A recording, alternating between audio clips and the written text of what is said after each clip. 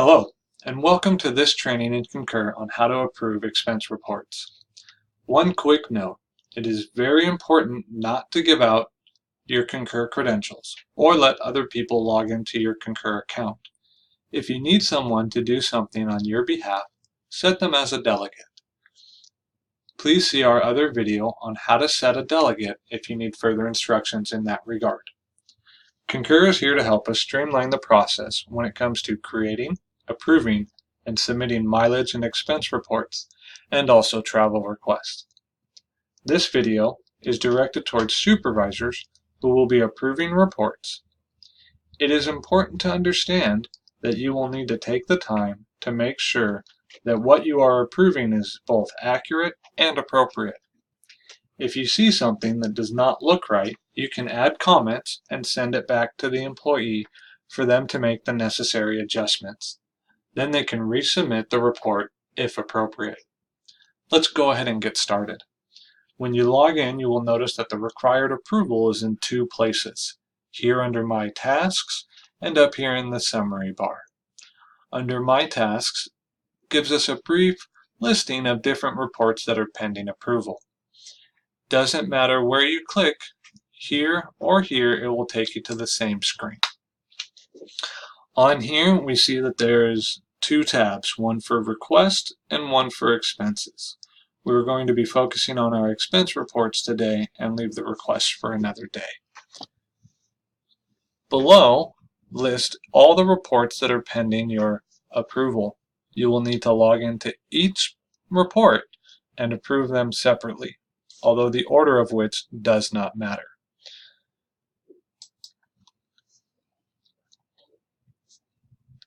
Here list in this report all the different items that were purchased or you attached to this report.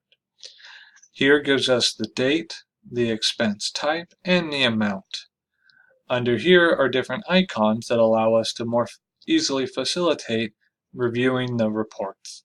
As we click on the business meals, you will notice that it gives us two tabs to the right. These tabs again are for ease of reviewing the business report. Here gives us a further breakdown as to what and more description as to what this item of the report was. There was business meal, transaction date, the city that it was purchased, cash, the amount, and whatnot. On this one, as we scroll down, we see that there were attendees. So we see multiple people had gone to this business lunch. If everything here looks correct, then we are good to go and we can save it and move on to the next one. The second tab would display the receipt for that transaction. If one does not appear or something doesn't look right, we can send it back to the employee and have them re-upload the report. Here you will notice that we have the hotels and there's an exception here. We can hover the mouse over the icon and it gives us that there is one or more exception associated with these accounts, which we can further look at the summary, the receipt image, the expenses, and also we can click on the different parts of their report to see what those reports and exceptions are. If we have a problem with this item, but not this item, we still have to send back the entire report to the employee. If everything looks good and we have the authority to sign for budgetary items, we can approve the report. If we do not have budgetary signing authority, we can approve and forward. We will enter in the name of the supervisor who has that authority, click approve and forward, and it will be able to take care of that. If we look at a report and we see that, oh, this one individual went to Yard House, then they were at the Mirror Hotel, and we're like, wow, this was not approved. This is definitely not approved because they exceeded the amount of the $60 per day. We can add comments.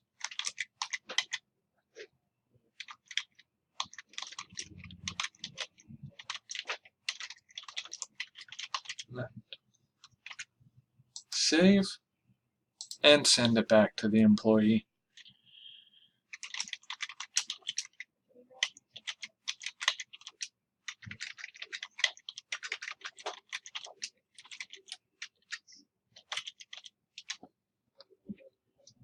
Here we will add further comments to the employee, and it is sent back to the employee. And now we have just our last expense to go over.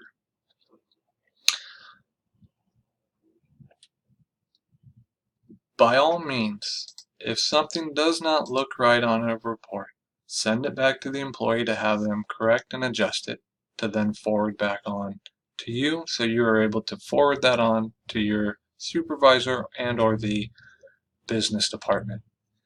Once the business department receives it, if these items are missing and the business department has to return the report, it will go back to the employee, who will then have to resubmit the report for your approval, and the process could be delayed. Thank you for joining us for this training on how to approve reports. If you have any questions or would like further instructions on how to do this, please contact us at concur.support@springscs.org. Thank you.